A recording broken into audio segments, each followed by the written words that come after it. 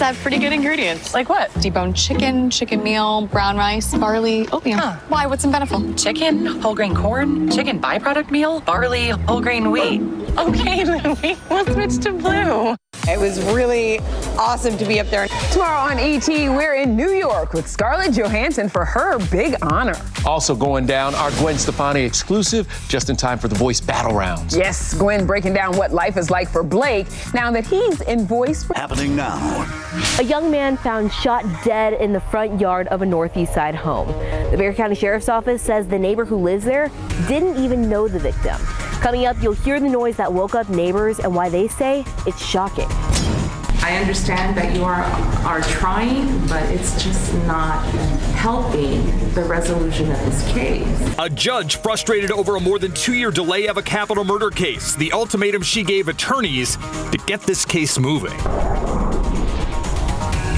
Another sharp temperature drop tonight. I'll be back to talk about just how cool it's going to get and where, along with when temperatures warm up again. The news at 5 starts right now.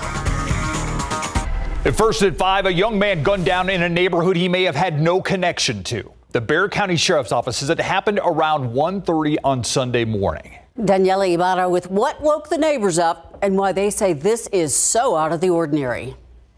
A quiet Northeast Side neighborhood.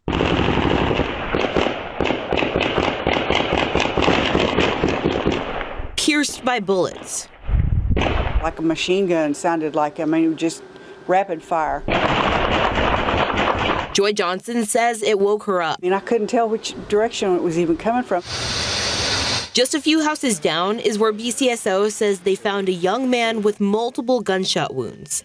They say he died in the front yard of this Candlewick Court home. BCSO says they don't believe the victim had any connection to it. It's a pretty safe neighborhood, but it's scary now after that. But I do understand that there's other people that come here to visit someone and they might not have good intentions. This neighbor asked not to be identified because she's scared. She says lots of kids live here. I'm going to be even more concerned about them even wanting to come out and play. The pop of gunfire rattled Johnson. It's just scary. It is. This whole world is scary now. The Bexar County Sheriff's Office says they still don't know who did this. They're asking anyone with information to call them so that they can solve this murder. Reporting in San Antonio, Daniela Ibarra, KSAT 12 News. Thank you. New at 5, a 50-year-old man shot in the face right in the middle of the day. It happened with a drive-by shooting, and that shooter got away. Officers tell us it happened in the 2400 block of Schley Avenue around 2:15 this afternoon. Investigators believe the man got into a verbal fight with someone earlier who they think left, then came back and fired at the victim. One of those shots hit the man in his cheek. The shooter drove off. Police say they believe the suspect was driving a maroon Ford Fusion. And officers are still gathering up evidence and hoping that neighborhood security cameras caught the shooting on video. Another shooting lands an 18-year-old in the crosshairs of 2 drive-by shooters just as he walks outside his house. Happened just before midnight last night on Lincolnshire and Wheatley Avenue near Martin Luther King Drive. Police say the teen walking toward the street when 2 different dark-colored cars drove up. Multiple shots were fired at him. The suspect sped off. The victim was hit in his lower body. Officers say he was taken to the hospital with non-life-threatening injuries. Police are still looking for those suspects. More than 2.5 years in jail and more than 15 court dates and still no trial for a Fair Oaks Ranch murder suspect. Noah McGarry was 19 when he was charged with the 2021 shooting. Eric Hernandez in court when a judge sets a hard deadline for justice to finally be served. On March 5th, 2021, a deadly shooting took place at an apartment complex near Fair Oaks Ranch. The victim, 20-year-old Hector Chavera, was fatally shot in the face. The suspect, then 19-year-old Noah McGarry, was arrested a month later near College Station. More than 2 years later, and still no resolution in this capital murder case. You have been in custody for 916 days. This is the 17th trial setting. 226 District Court Judge Velia Mesa wanting to know the latest on the case, expecting some kind of movement. We're fully involved in the process of plea negotiation right now. That is where everybody's focus is. Prosecutor Jeff Mulliner says that a decision wouldn't be made until later in the afternoon, and even then he didn't know if the defense would accept the offer. Judge Mesa's response somewhat of an ultimatum, giving both sides until tomorrow morning to figure it all out. If there is a plea bargain, I will take it at 8:30 in the morning. That way I don't waste my panel and I can go on another case. But I am willing to wait until 8:30 in the morning, and I will accept the plea bargain, whatever plea bargain you negotiate. But if not, then we'll take a jury. Now, this is a non-death capital murder case, which means if found guilty, McGarry would automatically be sentenced to life without the possibility of parole. Erica Hernandez, KSAT 12 News.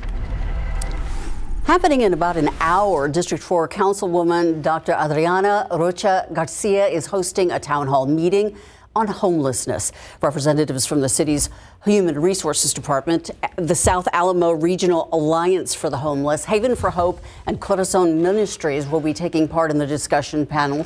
During the meeting, updates are going to be given about the changes to the city's strategic plan to respond to homelessness. Just last month, the city approved the 2024 budget, and it did include close to $700,000 directed toward homeless prevention, communications efforts, cleanup, and neighborhood outreach. The town hall meeting on homelessness begins at 6 o'clock tonight, that is, at the New Life Christian Center located on U.S. Highway 90 West. That's toward Lackland Air Force Base. Well, stepping out the front door this morning, it was a little nippy. A lot of us grabbing a jacket as temperatures dipped below the normal. Definitely sweater weather, and you can probably plan on keeping your jacket handy for the next couple of days, right, Adam? Yeah, especially in the mornings. Dress in layers. It's that time of year we see the big temperature swing from the morning low, which was 50 degrees officially this morning at the airport, to the afternoon high well into the 70s. We topped out today at 77. But look at the low temperatures, especially in the hill country this morning. 42 in Kerrville. Fredericksburg, 42 a low temperature. Even Eagle Pass, 46. Uvalde, Hondo, 45.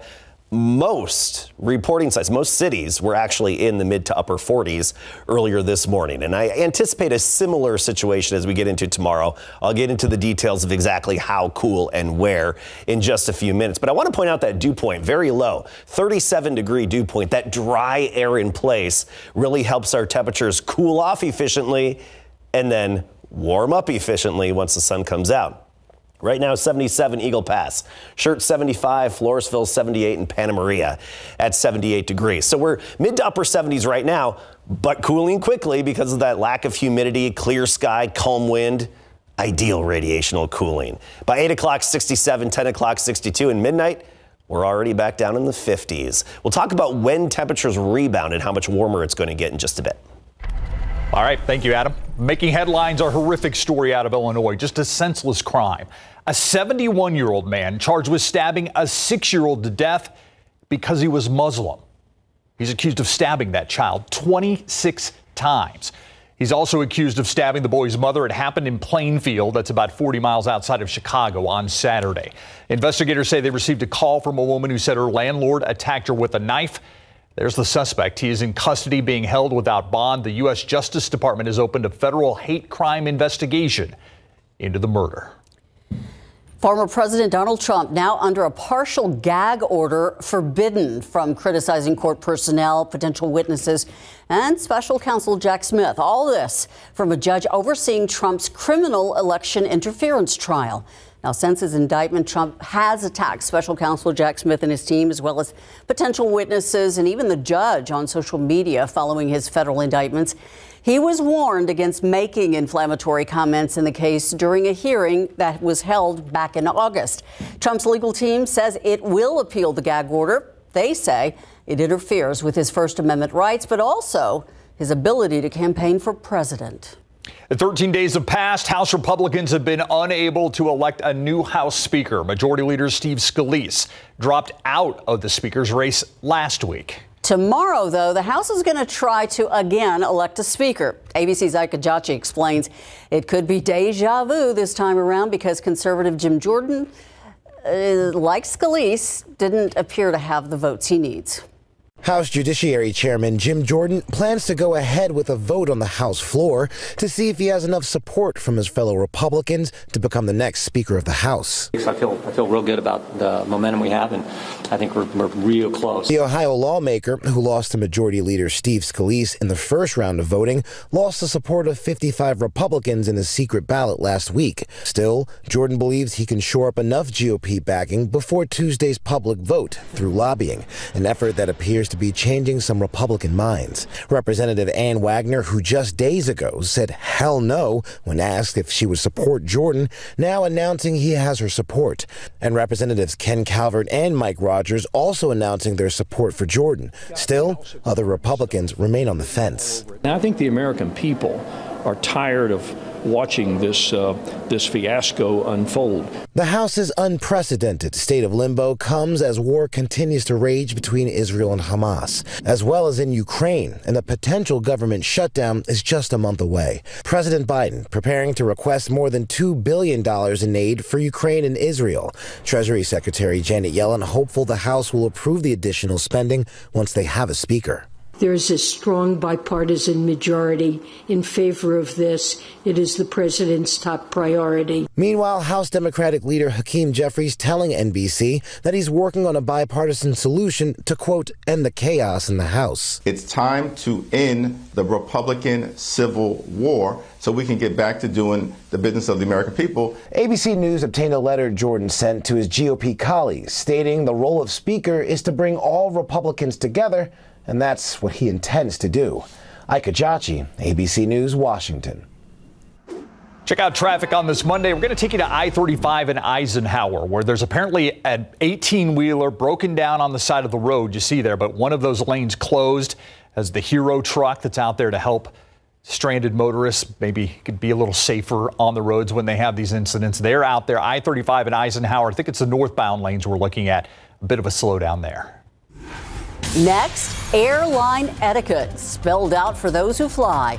From reclining to armrests, what you should and should not be doing.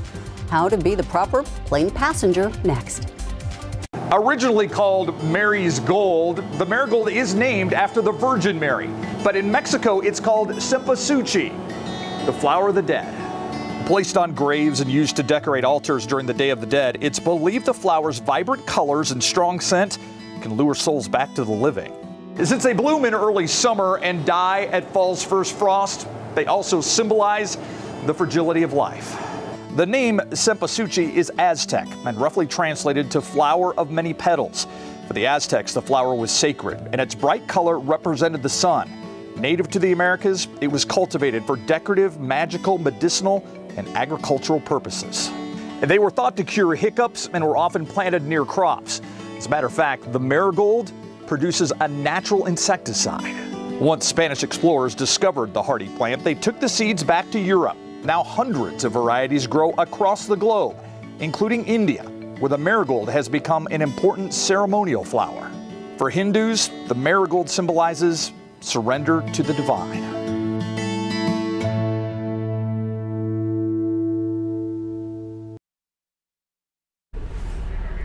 I'm Myra Arthur here in the newsroom, and here's what we're working on for the news at 6 o'clock today. A tour of a bomb shelter and a look at daily life in Israel right now. Meet an Israeli man who loves his country but has a connection to the people of Gaza as well. His plea for coexistence. Plus, here in San Antonio, it is Startup Week. What this is all about in the effort to help more than 1,000 local businesses and entrepreneurs.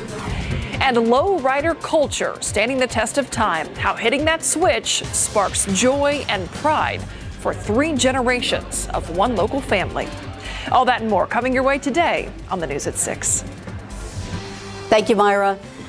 Airplane travel, it can be stressful enough, and add to that the people who, hog the armrests and chat nonstop or kick the back of your seat. Yeah, I can test your patience. So 12 on your side's Marilyn Moritz unpacks the do's and don'ts of flying etiquette. If you fly, you've been there, annoyed by people making themselves a little too comfortable. I mean, is this okay? I hate when people don't wear their earphones or that they are talk really loud. One time I did see someone giving themselves a manicure, and that was a little too far for me. Some behaviors do go too far. Clipping nails, shaving, brushing teeth, not cool. That's according to etiquette experts and flight attendants who weighed in on the unspoken rules. Let's start with the armrest. The person in the middle seat should have access to both. Consider it a consolation prize. Another annoyance? Kicking the seat behind you. Actually, it's really frustrating when people actually recline their seat, because it's so tight in the airplane. You do have the right, but before you do, make sure you're not unduly inconveniencing the person behind you who may be tall. You can also politely ask them if it's okay if you recline. Remember, you're sharing a tight space with a lot of people, so don't hog the overhead bins. Do use earbuds or headphones. Avoid opening smelly, pungent food, so skip the tuna. And think twice about kicking off your shoes. And socks? Yeah, definitely leave those on. Because it stinks. And if somebody wants to switch seats or someone is kicking the back of your seat, it's okay to ask them politely to stop. And it's also okay to say no to switching a seat, especially if there's a reason you chose it, like it's a window and you want to sleep. But be flexible if you're being asked for an even trade, like an aisle seat for your aisle seat, just one row back. Bottom line, be nice. And be patient. It doesn't do any good to get upset or angry, and the more relaxed you are, the better your flight's going to be. Marilyn Moritz, KSAT 12 News. Don't take your shoes off in a plane. Yeah. That's all I'm saying. All right, 76 degrees out there. What beautiful blue skies we've had the last few days. Yeah, it sure is nice. The fall has arrived. We're feeling it, and we have an extended stretch of it here. It's not just momentarily where you feel the cool mornings and that nice cool north wind. We still have a few more cool, some would say chilly mornings ahead of us. Then temperatures change. They're going to be spiking later this week, not quite as fall-like by the end of the week and into the weekend. We'll notice those modifications in temperatures. But let's enjoy this while we have it. Look at the state of Texas. Spring has arrived from 67 in Dallas to 76 in Laredo, El Paso at 82, beautiful Alpine at 76. And by and large, we're in the 70s. And keep in mind, this is with full sunshine. We don't have any clouds keeping us cool and shading us. But let's fast forward to tomorrow morning. Sweatshirt or even light jacket weather at the bus stop. 47 in San Antonio, 47 Uvalde, Del Rio, about 52 degrees in the morning. Pleasanton 45. Look up into the hill country, some lower 40s. Kerrville 43 in Fredericksburg at 7 a.m. 41. By and large, mid 40s around Bexar County, even some lower 40s. Bernie and Timberwood Park at 43. So it's going to be similar tomorrow morning is what we had today, but I think even a degree or two cooler for most of us. So plan for the same type of dressing in the morning at the bus stop. Sweatshirt weather early, and then by the afternoon you can have long sleeves. Wednesday morning, near 50, we'll be at 51, but then we start to jump up again, and by Thursday morning, temperatures will be back near 60, which, by the way, is near average for this time of year. So we have this north wind that's been pushing in the cooler, drier, less humid air, the fall-like conditions. That will be changing, however. The surface high pressure system over the panhandle of Texas is still giving us that north wind. But as this surface high continues to push eastward, our wind will gradually shift around.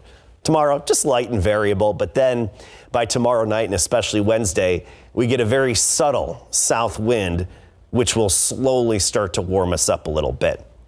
So let's talk afternoon temperatures. We already mentioned we start the day tomorrow at 47. Sunny. By noon, we're up to 70. So warming up pretty quickly and efficiently as we do on these very dry days with the low humidity. 78 degrees the high temperature tomorrow, which is below average for this time of year. Averages in the lower 80s. Del Rio will be 83 tomorrow, but most of us in the upper 70s, even 75 Helotes, Elmendorf 77 along with Converse. But notice those afternoon high temperatures aren't so fall-like later this week. By Thursday, 87. Friday, Saturday, we're back in the lower 90s. However, I do want to point out that we're going to have a pretty long stretch without any mugginess out there until we get to the end of the weekend and this time next week. Love that low humidity. Thank you. All right, let's go out to Cali. We've got the Chargers and Cowboys tonight on Monday night. Larry Ramirez is live on the field. Larry. Yeah, hey, you know what, guys? The Cowboys are starting to take the field to warm up. Tony Pollard just walked by me. Michael Gallup is right here. He just got done warming up. Dak Prescott was on the field a few moments ago. Deuce Vaughn has taken the field. This is pretty awesome. I'll tell you what, Monday Night Football, it's been a long time since I've got to do one of these games. Coming up, we're going to talk about Brandon Cooks, and he's, just wants the Cowboys offense to play better, and he knows they can. Plus, the Spurs are hosting the Rockets, and how about this? Rookie Sir Jabari Rice is doing his best to keep Pop happy. Coming up. Football coverage brought to you by Davis Law Firm. Good afternoon, everybody, and welcome live to SoFi Stadium here in Inglewood, California, where tonight the Los Angeles Chargers will host the Dallas Cowboys under the bright lights of Monday Night Football to close out Week 6 in the NFL. And you know it's going to be exciting. So the Dallas Cowboys are 3-2 this season, and they would love nothing more than to win tonight and hit the bye week at 4-2. Last week, they lost to the Niners 42-10 for the lowest point total since Week 1 last season when they fell to Tampa 19-3. From fans to members of the national media and former NFL greats like Shannon Sharp, a lot of people are blaming Dak Prescott for the Cowboys' offensive woes. His stats are down compared to last season, and he has the same amount of picks with 4 after 5 games played. Cowboys' speedy wideout Brandon Cooks was asked, how does Dak rebound from a loss like last week? He goes back to work. Win or lose, he's going to get back to work his tail off, and that's what you expect from your quarterback, and that's what he's doing. And his demand from us, goes up, and I love it because at the end of the day, he takes a lot of the heat, but really, we all can help him in some sort of way. Cooks added the offense just has to be better. Here's the matchup. Cowboys and Chargers will kick tonight at 7:15 live right here on KSAT 12. And the San Antonio Spurs will host the Houston Rockets tonight at another tune-up as they get ready for the regular season, which starts next week. Man, how about that? So the talk of the preseason, Victor Wembanyama will not go this evening because he's out due to rest. Devin Vassell and Trey Jones will also sit tonight just to rest per the Spurs. Wemby is averaging 21.5 points, 4.5 rebounds, and 2 block shots per game the preseason. Now, the Spurs are a team, yes, but it's tough not to talk about Wemby because he's just so darn talented and fun to watch. One young player is enjoying Spurs training camp, Sir Jabari Rice, is trying to stay on Pop's good side with telling jokes and answering trick questions correctly. It was like if a telescope and something other scope collided together, what would it be? And I was like, kaleidoscope. And I was the first one to get it right in a long time, so I guess that kind of made him happy. So I'm trying to stay on his good side as much as I can. Smart young man, right? Spurs and Rockets will play at 7 tonight at the Frost Bank Center. We'll have those highlights for you on the night beat. And, of course, we'll have more Cowboys-Chargers coming up for you at 6 o'clock. Guys, back to you in the studio. All right, Larry, I'm envious. Looks like a good view there. Very cool to be on the field like that. We'll be right back.